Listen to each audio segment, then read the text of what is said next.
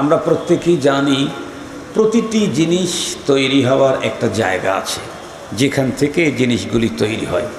আমরা টুপি পরেছি, টুপি তৈরি হওয়ারও জায়গা আছে। আমরা পরনে যে জামা, এই জামার কাপড়টা তৈরি হওয়ার জায়গা আছে। আমরা যে জুতা পরেছি পায়ে, ওটা তৈরি হওয়ারও জায়গা আছে, ফ্যাক্টরি আছে। মোহতারাম হাজরিন, নিঃসন্দেহে মানুষ তৈরিরও একটা ফ্যাক্টরি আছে। মানুষ তৈরির ফ্যাক্টরি তামাম পৃথিবীতে ওয়ানলি ফর ওয়ান, শুধুমাত্র একটা, সেটা হলো নারীর পেট। মানুষ তৈরি হয় কোথায়? নারীর পেটে, মায়ের পেটে মানুষ জন্ম হয়। মোহতারাম হাজরিন, খুব ভালো করে বুঝবেন, যতক্ষণ পর্যন্ত ফ্যাক্টরি সুন্দর না হয় ততক্ষণ পর্যন্ত তার প্রোডাক্ট ভালো হওয়ার কোনো সম্ভাবনাই থাকে না। আপনাদেরকে একদম সহজে বুঝবার জন্য একটা মিসাল দিলে ভালো বুঝবেন। আপনাদের অঞ্চলে তো ব্রিকফিল্ড আছে না? ব্রিকফিল্ড থেকে উন্নত মানের কাঙ্ক্ষিত নাম্বার 1 ইট বের করতে চাইলে 5টা জিনিস সুন্দর করতে হয়। একটা হলো মাটিটা হতে হয় বিশেষ গুণ সম্পূর্ণ, সব মাটির ইট সুন্দর হয় না। 2 নাম্বার, মিস্ত্রিকে হতে হয় অত্যন্ত দক্ষ এক্সপার্ট, যে কোনো মিস্ত্রি ভালো ইট বের করতে সক্ষম হয় না।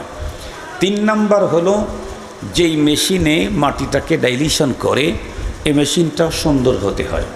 4র্থ নাম্বার, এই ইট যেখানে বসাবে সেই জায়গাটা লেভেল পজিশন থাকতে হয়। এত কিছু হওয়ার পরেও 5ম নাম্বারে আরও একটা জিনিসের খুব বেশি সতর্কতার সাথে নিতে হয়, সেটা হলো কাঠের তৈরি ফর্মা, যার পেটে ইটের জন্ম। মোহতারাম হাজরিন, এই সবগুলি যদি সুন্দর হয় তাহলে 1 নাম্বার ইট পাওয়া একদম সহজ।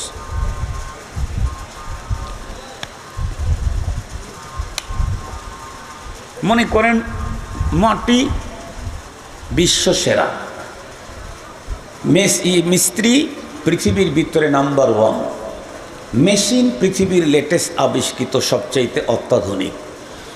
এরপরে জমিন, বলে জমিন ব্যবহারই করা হয় নাই, চায়নার টাইলস ব্যবহার করা হয়েছে ইটকে বসাবার জন্য।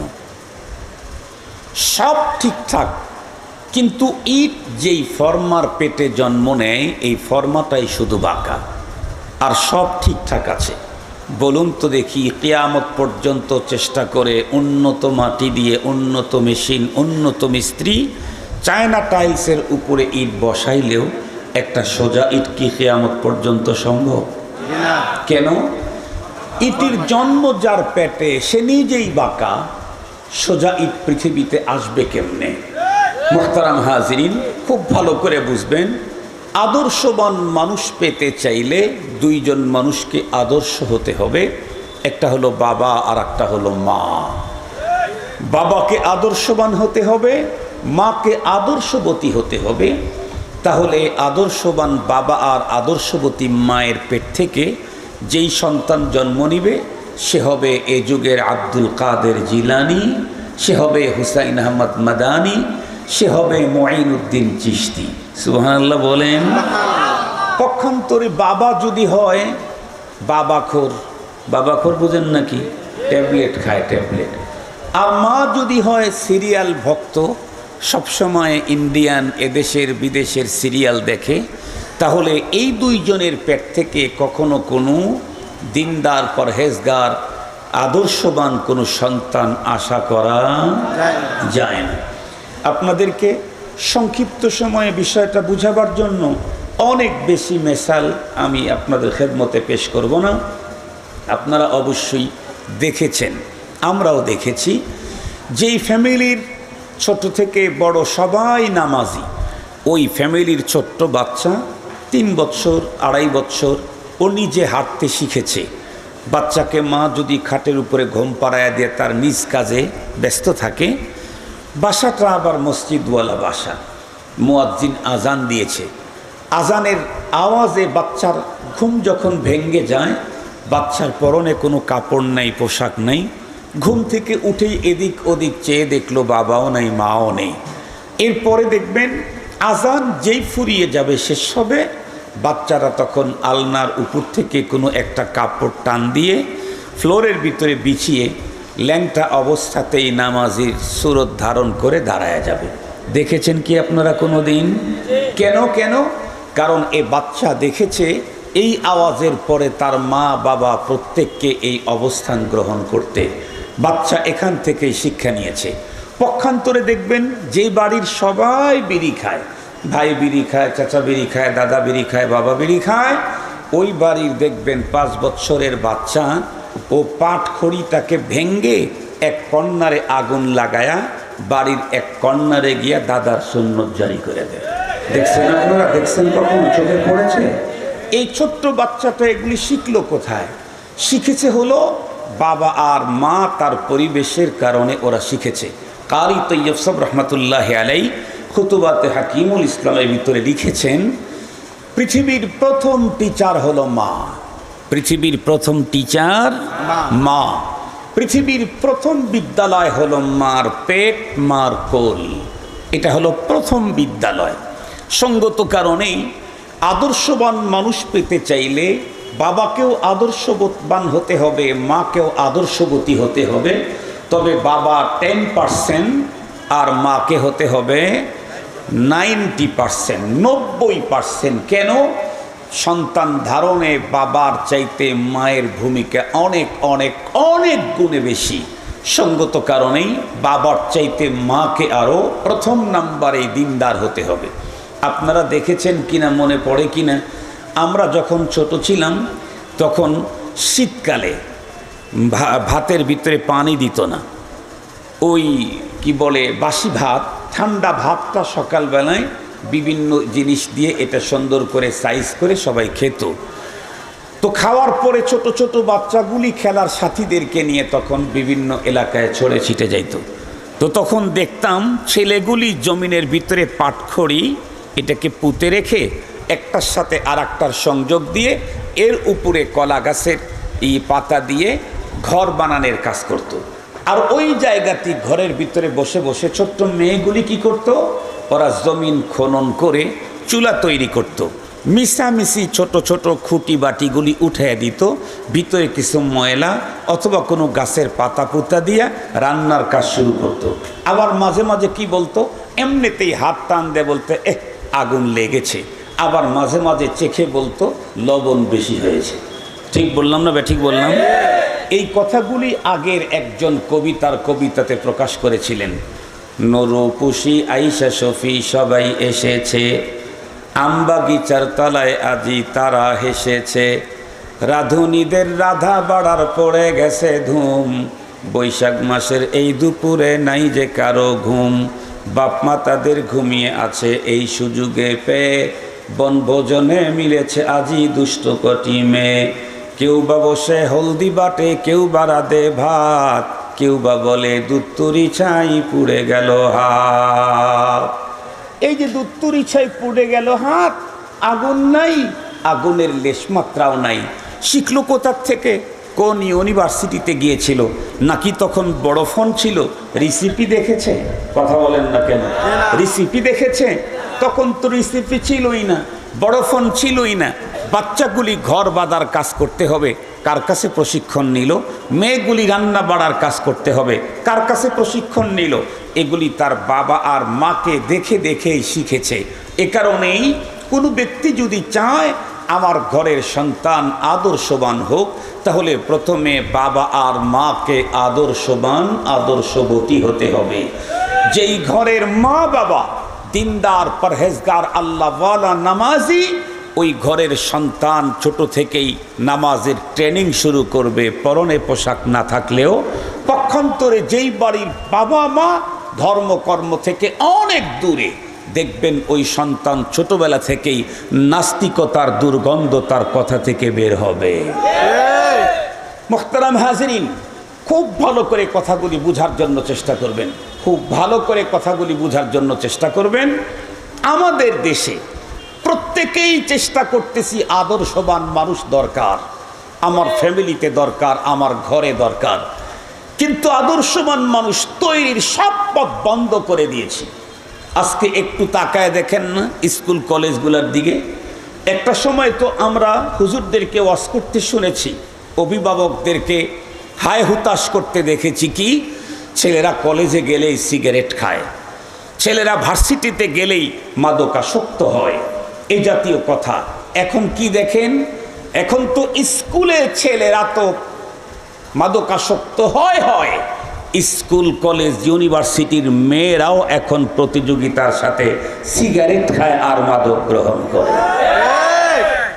মেয়েরা এখন মাদকাসক্ত, মেয়েরা এখন সিগারেট খোর। এই তুমি আই নাই, আমি আমার দুই চোখ দিয়ে দেখে এসে বলতেছি, গল্প না। আমি তো ঢাকা শহরের 2টা মসজিদে জুমার নামাজ পড়াই। সঙ্গত কারণে ঢাকাতে অনেক সময় রাত্রে চলাফেরা করতেই হয়। রাত্রে চলাফেরা করতে গিয়ে দেখি রাস্তার ভিতরে দাঁড়িয়ে দাঁড়িয়ে কপতি 2 জনে মিলে সিগারেট খাচ্ছে, 2 জনে মিলে ট্যাবলেট খাচ্ছে। ছেলেরা তো খায়, মেয়েরাও খায়। আপনারা শুনলে অবাক হবেন, বাংলাদেশের শিল্পপতিদের ভিতরে কোনো একজন তার বাসায় আমাকে নিয়ে গেল। আমি সেখানে গেলাম, যাওয়ার পরে কমপ্লিট আমার সামনে যেটা করতেছিল সেটি হলো যে সে তার ছেলেকে বিয়ে করাইছে। বিয়ে করানোর পরে নববধূ তার ছেলেকে অফার দেয়, চলো আজকে বোতল খাই। ছেলেকে স্বামীকে স্ত্রী অফার দেয়, আজকে চলো আজকে 2 জনে মিলে বোতল খাই। এই হলো বাংলাদেশের মুসলিম নারীদের অবস্থা। দিন যত গড়তে থাকবে অবস্থার ততই ভয়াবহতা বাড়তে থাকবে। এগুলি থেকে মুক্ত করতে চাইলে সর্বপ্রথম যে কাজটা করতে হবে সেটা হলো মানব তৈরির কারখানা মা জাতিকে সোজা করতে হবে। সোজা, যতক্ষণ পর্যন্ত মা জাতি সোজা না হবে ততক্ষণ পর্যন্ত একজন ভালো মানুষ এই পৃথিবীতে আশা করা যায় না। আপনারা বলেন তো দেখি, বর্তমান সমাজে অনেক মানুষ এমন আছে যে মুসলিম নারীরা প্যান্ট শার্ট পরে রাস্তায় ঘুরে বেড়ায়। আমরা তো দ্বীনের দাওয়াত ইরশাদের কাজে আল্লাহ পাক লাগিয়ে রেখেছেন। আল্লাহ পাকের মেহেরবানিতে মাঝে মাঝে বিমানবন্দর ব্যবহার করতে হয়। কখনো কখনো বিমানবন্দরে ঢুকলে আমি বিমানবন্দরে ঢুকে প্রথমেই খুঁজি আমার মতো টুপিওয়ালা কেউ আছে নাকি। যদি থাকে তার কাছে গিয়ে বসি, আমার মতো টুপিওয়ালা নেই, তাহলে দেখি টুপি যে রঙেরই হোক কোনো টুপিওয়ালা আছে নাকি। তাও যদি না থাকে তো দেখি কোনো দাড়িওয়ালা আছে নাকি লম্বা। তাও যদি না থাকে তাহলে একা একা বসে বসে কোরআন শরীফ অথবা কিতাবাদি পড়তে থাকি। তো আমি একদিন বসে আছি, আমার গ্রুপের কেউ নাই। এমন মুহূর্তে 3-4টা গ্রুপ ভিতরে ঢুকলো। ওরা কোথাও মনে হয় যাচ্ছে ট্যুরে। তো ওরা ঢুকলো, এক একজনদের এক এক ঢঙ্গের পোশাক, এতটাই বিশ্রী পোশাক, ওই পোশাকের দিকে তাকাইলে আমি নিজেকে বুঝাইতে পারছি না যে আমি বাংলাদেশে আছি। পোশাকের দিকে তাকাইলে মনে হয় মিডল ইস্টের কোনো উন্নত নগ্নতায় ভরা কোনো দেশের এয়ারপোর্টের ভিতরে অবস্থান করছে। ওরা ওই নগ্ন পোশাক পরেই পুরা এয়ারপোর্টের ভিতরে দাপটে ঘুরে বেড়াচ্ছে। আমি একা কি করব এখন? নগ্নতার বিরুদ্ধে আমারও তো একটা অবস্থান নেওয়া দরকার। আমি এমনিতেই পাগড়ি পরতে আমার খুব ইচ্ছে, কিন্তু পাগড়ি পরতে পারি না, মাথা হিট হয়ে যায়। তো রুমাল, শীতের দিনে রুমাল একটা থাকে, মাঝে মাঝে একটু শীতের কারণে লাগাইতে হয়। তো আমি চিন্তা করলাম ওদের যেই ডিজাইন এ তো চূড়ান্ত নগ্ন, অত্যন্ত বেহায়াপূর্ণ। এটা নিয়েই যদি ওরা ভাব দেখায়, আমার কাছে তো ওর চাইতে উন্নত মানের ডিজাইন আছে। আমি তখন চেনটা খুলে ভিতর থেকে লাল রুমালটা বের করে মাথার মধ্যে সুন্দর করে একটা পাগড়ি লাগাইলাম। তোদেরও একটা ডিজাইন, আমারও একটা ডিজাইন, তোদেরও একটা ফ্যাশন, আমারও একটা ফ্যাশন। তোদের ফ্যাশন তো আমি চয়েস করি না, আর আমার ফ্যাশন তো আসমান জমিনের মালিক আল্লাহরই চয়েস। তো পাগড়ি লাগায় আমিও কয়েকবার ঘুরলাম, ভিতরে কয়েকটা রাউন্ড দিলাম। তোদের ল্যাংটাপোনা যদি এত ফ্যাশন হয়, মুহাম্মাদুর রাসূলুল্লাহর সুন্নত কেন ফ্যাশন হবে না? মুহতারাম হাজরিন, আমি যেটা বুঝাইতে চাচ্ছি সেটি হলো, আপনারা একটু গভীরভাবে ভাবেন। আজকে আমাদের সমাজের যেই মুসলিম নারীগুলি টাইট ফিট প্যান্ট শার্ট পরে রাস্তায় বের হচ্ছে, ওদের নানি আর দাদিও কি প্যান্ট শার্ট পরেছে? কখনোই না। আমরা মুখস্থই বলতে পারি কখনোই না। বরং ওদের নানি দাদির অবস্থা কি ছিল? 12 হাত শাড়ি, স্বাভাবিকভাবে 12 হাত হয়, 1 হাত যদি শর্ট হতো, কোনো নাদি দাদি তার হাজব্যান্ডকে, স্বামীকে বলতো, তুমি এটা কি কাপড় নিয়ে আসতো? এ দিয়ে তো আমার ঘুমটা হয় না, এ দিয়ে তো আমার আঁচল হয় না, আমার মাথাটা ঠিক মতো ঢাকে না, আমি এই কাপড় পরে কখনো ছেলেদের সামনে যেতে পারবো না, আমি আমার এই কাপড় পরে জামাইদের সামনে কখনো যেতে পারবো না। এই জন্য কাপড় ওভাবেই রেখে দিয়েছে, পরে কাতার কাজে লাগিয়েছে। 1 হাত শর্ট হওয়ার কারণে, 12 হাত শাড়ির কাছে 1 হাত শর্ট হওয়ার কারণে যেই নানি আর দাদি কাপড়টা পরলই না লজ্জায়, নিজের ছেলের সামনে যাইতে লজ্জা করে, তার মাত্র একটা মানুষ পরে, তার মানে তার নাতি যদি এখন 12 হাত কাপড় ছেড়ে টাইট ফিট প্যান্ট আর শার্ট পরে ঘুরে বেড়ায়, তাহলে ওদের নাতি নাতনিরা যখন দুনিয়াতে আসবে, আমার তো মনে হয় ওরা কাপড় পরতেই রাজি হবে না। ওর 12 হাত কতটুকুন কমে গেছে, ওর 12 হাতের কতটুকুন কমছে, এতটুকুন কমাইতে চাইলে তো ওদের শরীরে কোনো পোশাক থাকবে না। দিন যত গড়তেছে, নগ্নতা, নির্লজ্জতা, বেহায়াপনা, লাদিনী, বদ্দিনী, উরিয়ানির দিকে ততই অগ্রসর হচ্ছে। এমতো অবস্থায় জাতিকে যদি সত্যিকার অর্থে মানবতায় ভরপূর্ণ, ইনসানিয়ত বরুরতওয়ালা মানুষ তৈরি করতে চান, তাহলে সর্বপ্রথম দরকার হলো নারী জাতিটাকে সোজা করা। নারী জাতিকে যদি আদর্শবতী করতে পারেন, তাহলে তার ঘর থেকে যেই সন্তান জন্মগ্রহণ করবে, ও হবে নাম্বার 1 আদর্শবান। এ প্রসঙ্গে আপনাদেরকে একটা ঘটনা বললে বিষয়টা ওয়াজাহাত হয়ে যাবে। আপনারা প্রত্যেকেই জানেন আফগানিস্তানের নাম। এই দেশটার ভাঙ্গা গড়া নতুন কোনো ইতিহাস না, এদেশের উপরে আক্রমণ নতুন কোনো ইতিহাস না, অনেক আগেও ছিল। কারি তৈয়ব সাহেব রহমতুল্লাহ আলাই খুতবাতে হাকিমুল ইসলামের ভিতরে লিখেছেন, সাবেক বিগত সময়ে আফগানিস্তানের একজন প্রেসিডেন্ট ছিল, তার নাম আমির দোস্ত মোহাম্মদ খান। এই আমির দোস্ত মোহাম্মদ খান দিনদার মানুষ। এক সময় তার গোয়েন্দা ডিপার্টমেন্টের লোকেরা এসে মেসেজ করলো, হুসার অবস্থা খারাপ। কি? কয়েকটা রাষ্ট্র একত্রিত হয়ে আমাদের রাষ্ট্রের উপরে আক্রমণ করার জন্য আসতেছে। উনি চিন্তিত হলেন, চিন্তা করলেন একটা রাষ্ট্রের মোকাবেলা করাই কত কষ্ট, সেখানে অনেকগুলি রাষ্ট্র যদি একত্রিত হয়ে আক্রমণ করে, তাহলে দেশ নিজেকে রক্ষা করা কঠিন হবে। চিন্তা করলেন কি করবেন, কার সাথে মশওয়ারা করবেন। প্রকৃত মুমিন তো মশওয়ারা করে আউয়ালান সৃষ্টিকর্তা আল্লাহর সাথে। যে কোনো জটিল কঠিন কাজে আল্লাহ তার বান্দাদেরকে আল্লাহর সাথে মশওয়ারা করার পদ্ধতি তার রসুলকে দিয়ে শিখিয়ে দিয়ে গেছেন। তার নাম হলো ইস্তেখারা। কথা বলেন, তার নাম কি? ইস্তেখারা। আর একটু জোরে বলেন, তার নাম কি? ইস্তেখারা। ইস্তেখারা কার সাথে মশওয়ারা? আল্লাহ পাকের সাথে মশওয়ারা।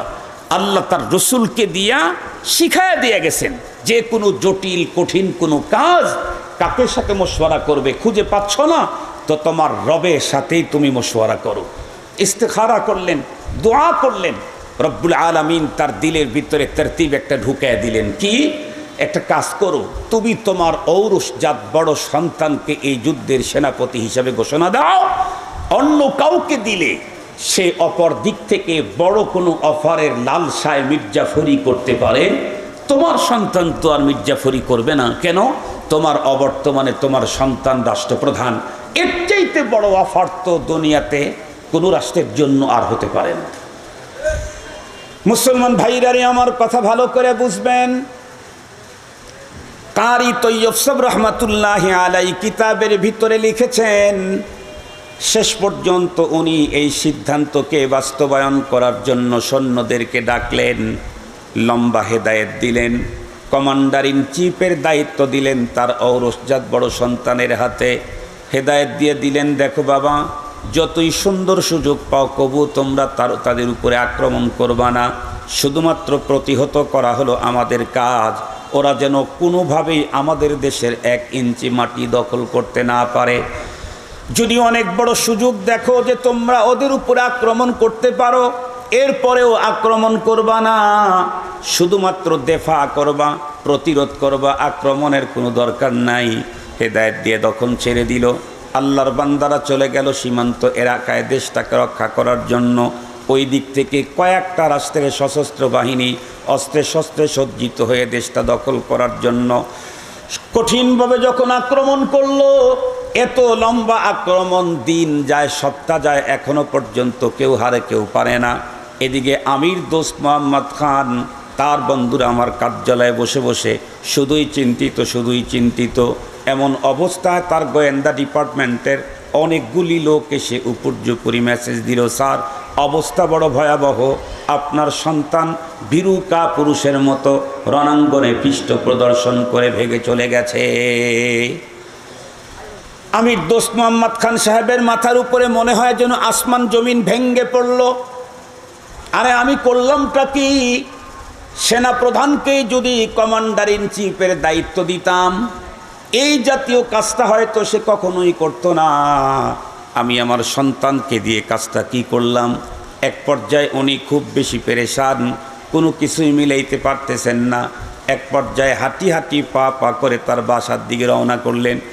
বাসার ভিতরে ঢুকতেই বেগম মুস্কি হাসি দিয়ে জিজ্ঞাসা করে, স্বামী অনেক দিন পরে বাসায় ঢুকলেন, আপনার চেহারার ভিতরে মালিন্যতার ছাপ কেন দেখতে পাই? উনি তখন আরও রেগে গেলেন, বললেন, মালিন্যতার ছাপের মূল হোতা হলো তুই। আমি কেমনে আপনার মালিন্যতার চেহারার মালিন্যতার মূল হোতা হব? আমি তো বাসায় ছিলাম, আপনি ছিলেন কার্যালয়ে, আপনার সাথে আমার সাক্ষাৎ নেই। উনি তখন উত্তর করল, কি বলবো? এই গুরুত্বপূর্ণ কাজে তোর সন্তানকে কমান্ডার ইন চিফের দায়িত্ব দিয়েছিলাম, এখন দেখি উপর্যুপরি গোয়েন্দা এসে আমাকে রিপোর্ট করলো তোর সন্তান ভীরু কাপুরুষের মতো পৃষ্ঠ প্রদর্শন করে রণাঙ্গন থেকে ভেঙে গেছে। যেমনই এ কথা বলছে, ওনার স্ত্রী তখন উত্তর করলেন, কাল্লা লা ইউমকিন হাদা আবাদা, না না না, এটা কখনোই হতে পারে না। তাম দুনিয়া আমাকে রিপোর্ট করলে আমি তার মা আমার সন্তানের ব্যাপারে এই রিপোর্ট রিসিভ করতে পারি না। বাদশা আরও রেগে গেলেন। তখন তো দূরালাপন ছিল না, ফোন ছিল না, খোঁজ নেওয়ার কোনো ব্যবস্থা নাই। বাদশা রেগে গিয়ে বললেন, তোরা নারী জাতি, এক্সেস কথা বলা তোদের জাতিগত অভ্যাস। তুই কি রণাঙ্গনে গিয়েছিলি? কয় না, যাই নাই। আমার গোয়েন্দারা রণাঙ্গন থেকে এসে আমাকে রিপোর্ট করেছে। এরপরেও আল্লাহর বান্দি আমির দোস্ত মোহাম্মদ খান সাহেবের স্ত্রী বললেন, স্বামী গো, কথা বেশি বলতে চাই না, যেই রিপোর্ট আপনার গোয়েন্দারা করেছে, এই রিপোর্ট যদি দুনিয়ার অন্য সকল মানুষ করে, আমি মা আমার সন্তানের এই রিপোর্ট আমি মেনে নিতে পারি না। বাদশা তখন রেগে গেলেন, স্ত্রীকে বকাঝকা করতে করতে বাড়ি থেকে আবার বেরিয়ে গেলেন। আসেন তার কার্যালয়ে, শুধুই প্রতিটি মুহূর্তে নতুন নতুন আতঙ্ক তাকে বন্ধুরা আমার চিরে চিরে খেয়ে ফেলছে। এমন মুহূর্তে দেখলেন একটা সময় বিজয়ের পতাকা উড্ডীন করে বিজয়ের গান গাইতে গাইতে কারা যেন রাজপ্রাসাদের দিকে আগায়। আমির দোস্ত মোহাম্মদ খান চিন্তা করলেন, নিঃসন্দেহে শত্রু দলই আসতেছে প্রাসাদ দখল করার জন্য। প্রাসাদ তো দিয়েই দিতে হবে, তবে আমি কোন দিক দিয়ে গেলে আমার জীবন আর ইজ্জত রক্ষা করতে পারবো? এই জন্য জানালাটা খুলে একটু তাকালেন, কিন্তু আল্লাহ, তাকানোর পরে যা দেখলেন উনি এখন নিজের চোখকেই বিশ্বাস করতে পারছেন না। উনি তাকায় দেখতেছেন বিজয়ের পতাকা তার ছেলের হাতে। আল্লাহু আকবার বলেন। উনি চেয়ে দেখতেছেন বিজয়ের পতাকা তার ছেলের হাতে। বিজয়ের গান গেয়ে প্রাসাদের দিকে আগাচ্ছে তার সৈনিকেরা। উনি চিন্তা করলেন, আমি কি ধান্দায় আছি নাকি কল্পনার জগতে? না, আমি এগুলি কি দেখছি? স্বপ্নের জগতে। হাঁটি হাঁটি পা পা করে দরজার দিকে আগায় গেলেন। দরজা খুলে দেখলেন, না, সত্যি তো আমার ছেলের হাতেই বিজয়ের পতাকা। তখনও উনি নিজেকে বিশ্বাস করতে পারতেছেন না। কেন? ওই যে গোয়েন্দাদের রিপোর্টের কারণে এতগুলি গোয়েন্দা আমাকে মেসেজ দিল, সন্তান বীরু কাপুরুষের মতো রণাঙ্গন ছেড়ে চলে গেছে পৃষ্ঠ প্রদর্শন করে। এখন দেখি বিজয়ের পতাকা আমার ছেলের হাতে। এরপরে হাঁটি হাঁটি আগায় গেলেন। এক পর্যায়ে তার সন্তান সোজা এসে বাবাকে আলিঙ্গন করলেন, মুআনাকা করলেন, বাবাকে সুসংবাদ দিলেন, বাবা শত্রু দলকে এমনভাবে পরাজয় বরণ করানো হয়েছে, আগামী 100 বছরের ভিতরে বাইরের কোনো শক্তি আফগানিস্তানের দিকে তাকাবার সাহস আর করবে না। এখন তো কাজ ছিল হলো বিজয় বেশে যেই সৈনিকেরা এসেছে তাদেরকে লাল গালিচার সংবর্ধনা দেওয়া, তাদেরকে পুরস্কৃত করা। বাদশাহ তাদেরকে সংবর্ধনা না দিয়ে বললেন, একটু সবর করো, আমি একটু আসি, তোমরা এখানে বসো। উনি দৌড়ে চলে গেলেন তার বাসাতে।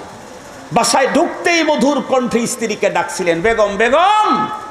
স্ত্রী মুচকি হাসি দিয়ে সে বলে, কি হলো আজকে আবার? কয়েকদিন আগেই তো আমাকে বকাঝকা করতে করতে বাড়ি থেকে বেরিয়ে গেলেন, আজকে আবার মধুর কণ্ঠে ডাক দিচ্ছেন, ব্যাপারটা কি? কয়, আর কথা বলো না, আসো আমার কাছে। আসলে স্ত্রীকে আলিঙ্গন করলেন, কপালে চুমু দিয়েই দরায় ধরে ডেকে বলে, স্ত্রী সরি, তুমি আমাকে ক্ষমা করে দাও। আমি ভাবতেই পারি নাই রাজপ্রাসাদে বসে বসে আল্লাহকে তুমি এত আপন করেছো কবে, আমি ভাবতেই পারি নাই। স্ত্রী স্বামীকে ডেকে বলে, স্বামী আপনি এগুলি কি বলেন? আমির দোস্ত মোহাম্মদ খান ডেকে বলে, স্ত্রী আর কতক্ষণ পর্যন্ত তুমি তোমার আসল চেহারা, আসল তোমার গুণাবলী তুমি ঢেকে রাখবা? আর ঢেকে রাখার টাইম নাই, কারণ আমার গোয়েন্দারা রিপোর্ট করেছিল আমার সন্তান বীরুকা পুরুষের মতো রণাঙ্গনে পৃষ্ঠ প্রদর্শন করে চলে এসেছে। আর এই রিপোর্টটা তুমি 1 সেকেন্ডের জন্যও গ্রহণ করো নাই, তুমি উড়িয়ে দিলে।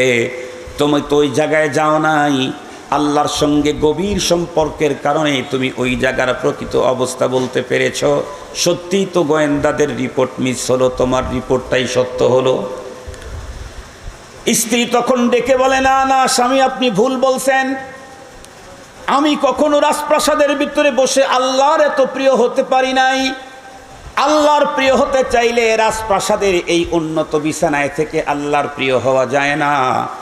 কবি বলেন, আত্তার হো রুমি হো রাজি হো গজালি, কুছ কাম নেহি আতা জুজ আহ সেহরগাহি।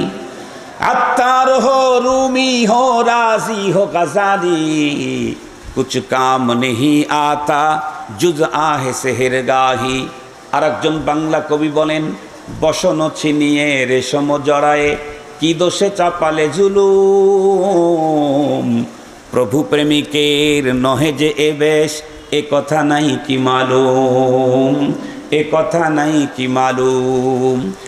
স্ত্রী ডেকে বলে, স্বামী গো, আল্লাহর সঙ্গে সম্পর্ক করতে চাইলে প্রাসাদ ছাড়তে হয়, তাহাজ্জুদের মুহূর্তে উঠে কান্না করে চোখের পানি দিতে হয়, তাছাড়া কখনো আল্লাহ পাকের সঙ্গে গভীর সম্পর্ক জড়ানো যায় না। ডেকে বলে, তুমি কিভাবে বললে? উনি তখন উত্তর করলেন, স্বামী এই খবরটা আপনাকে আমি দিতে চেয়েছিলাম না, কিন্তু আজকে না দিয়ে পারলাম না। স্বামী আপনার গোয়েন্দা যদি রিপোর্ট করতো যে আমার সন্তান রণাঙ্গনে টুকরো টুকরো হয়ে জমিনের ভিতরে পড়ে আছে বিক্ষিপ্ত আকারে, তাহলে আমি গ্রহণ করতাম। কিন্তু আপনার গোয়েন্দারা রিপোর্ট করেছে আমার সন্তান বীরুকা পুরুষের মতো রণাঙ্গন থেকে পৃষ্ঠ প্রদর্শন করে চলে আসছে। এই রিপোর্ট আমি মা আমার সন্তানের জন্য মেনে নিতে পারি না। কেন মেনে নিতে পারি না স্বামী?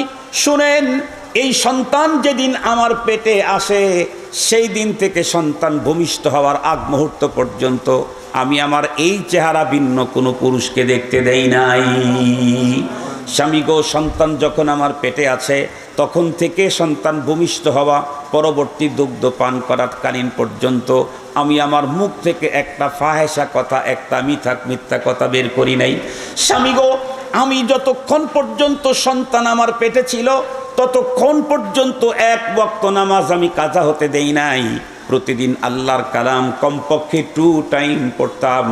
আর আমি ইতিহাস পড়েছি তো খালিদ বিন ওয়ালিদের ইতিহাস, আমি তো পড়েছি ইতিহাস ওমর ইবনে ফারুকের ইতিহাস, পৃথিবীর বিশ্বসেরা নাম করা মুজাহিদদের ইতিহাস আমি পড়েছি। এরপরে সন্তান যখন জন্ম নিল আমি দ্বীনি ধর্মীয় সকল নিয়ম কানুন মেনে এই সন্তানটাকে বড় করলাম। আমার সন্তান যতক্ষণ পর্যন্ত আমার স্তনের দুগ্ধ পান করেছে অতক্ষণ পর্যন্ত ভিন্ন কোনো পুরুষের সঙ্গে দেখা দেই নাই, কাউকে বকা দেই নাই, কখনো মিথ্যা কথা বলি নাই। সন্তান যতই তৃষ্ণায় কাতর হয়ে যেত, ক্ষুধায় কাতর হয়ে কান্না করত, যতক্ষণ পর্যন্ত ওযু করে কমপ্লিট পবিত্রতা অর্জন না করতাম অতক্ষণ পর্যন্ত সন্তানের মুখে আমার স্তন দিতাম না।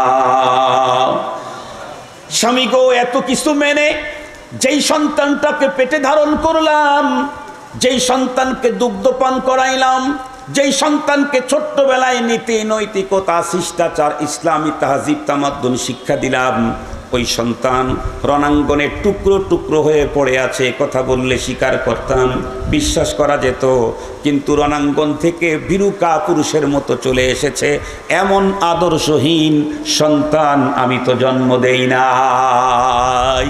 মুহতারাম হাজিরিন, যতটুক পর্যন্ত মাইকের আওয়াজ যায়, আমি এখান থেকে একটা নসিহত আপনাদেরকে অর্জন করার জন্য বলছি। রব্বে করিম কোরআনে হাকিমে অনেক ওয়াকিআত কিসাস বয়ান করেছেন, শেষে বলেছেন ফাতাবিরু ইয়া উলিল আবসার। এখান থেকে এ ঘটনার বাঁকে বাঁকে ফাঁকে ফাঁকে যে নসিহা আছে, যে উপদেশ আছে, যে শিক্ষণীয় বিষয় আছে, এগুলি আমাদেরকে শিক্ষা গ্রহণ করা দরকার। আমি মুসলিম মাদেরকে বলতে চাই, ভাইদেরকে বলতে চাই, আজও দুনিয়াতে আব্দুল কাদের জিলানি জন্ম হতে পারে, আজও মঈনুদ্দিন চিশতির জন্ম হতে পারে, আজও দুনিয়াতে আব্দুল কাদের জিলানি তৈরি হতে পারে, হুসাইন আহমদ মাদানি তৈরি হতে পারে। নবুয়তের দরজা বন্ধ হয়েছে, বিলায়েতের দরজা কিয়ামত পর্যন্ত বন্ধ হবার নয়। নবী কোনো নারী হতে পারে না, কিন্তু ওলি নারী হতে পারে। এই কারণেই আমার ঘরের সন্তান ছেলে হোক আর মেয়ে হোক, তাকে আল্লাহর ওলি বানানো, এর জন্য প্রথম পদক্ষেপ নিতে হবে মাকে, এরপরের পদক্ষেপ থাকবে হলো তার বাবার। দুইজনে মিলে ছোটবেলা থেকেই যদি সন্তানটাকে নীতি নৈতিকতা শিষ্টাচারের শিক্ষা দেয়, বিলখুসুস সন্তান যখন পেটে আছে, যত দূর পর্যন্ত মায়েরা আছেন, আমার কথাটা একটু ভালো করে শুনবেন। ওমা, পৃথিবীতে অনেক কিছু তৈরির ফ্যাক্টরি আছে, স্বর্ণকে সুন্দরভাবে নানা অলংকার তৈরি করার ফ্যাক্টরি আছে, আরো কত কিছু আছে। সবচাইতে দামি ফ্যাক্টরি হলেন আপনারা। রাসূল করিম সাল্লাল্লাহু আলাইহি ওয়াসাল্লাম বলেছেন, আদ-দুনিয়া কুল্লুহা মাতা ওয়া খায়রু মাতা'id দুনিয়া আল মারআতুস সালিহা। পৃথিবীর সবকিছুই হলো আমাদের জন্য সম্পদ, তবে সবচাইতে শ্রেষ্ঠ সম্পদ হলো, কথা বলেন না কেন, আদর্শ নারী। আদর্শবতী নারী হলো পৃথিবীর শ্রেষ্ঠ সম্পদ। এ কারণেই তো পয়গম্বর বলেছেন, হুব্বিবা ইলাইয়া মিন দুনিয়াকুম সালাস, এই পৃথিবীর তিনটা জিনিস আমার কাছে বড় প্রিয়। তার ভিতরে এক নাম্বার হলো আত্মীব। পরিবেশের বলতে আপনার বয়ান চলতো, আর ওখানে গিয়ে আমাকে পরিবেশের দিয়েও পাইনি। আচ্ছা, ঠিক আছে, বলছে উনি বয়ান করো, আমি মনোযোগ করবেন। কতক্ষণ? জি, আচ্ছা, 15 মিনিট, ঠিক আছে, 15 মিনিট, 20 মিনিট করুন, ঠিক আছে। মুহতারাম হাজিরিন, বড়দের হুকুম মানা হলো আমাদের কাজ। বড়দের হুকুম মানাই, কথা বলেন, আমাদের কাজ। আমার ছোট্ট জীবনে আমি যেটা দেখেছি, কেউ যদি আমাকে জিজ্ঞাসা করে, অনেক সময় জিজ্ঞাসা করে কেন, অন্য কোনো দিক থেকে বড় না হলেও এখন চুলদাড়ি পেকে গেছে।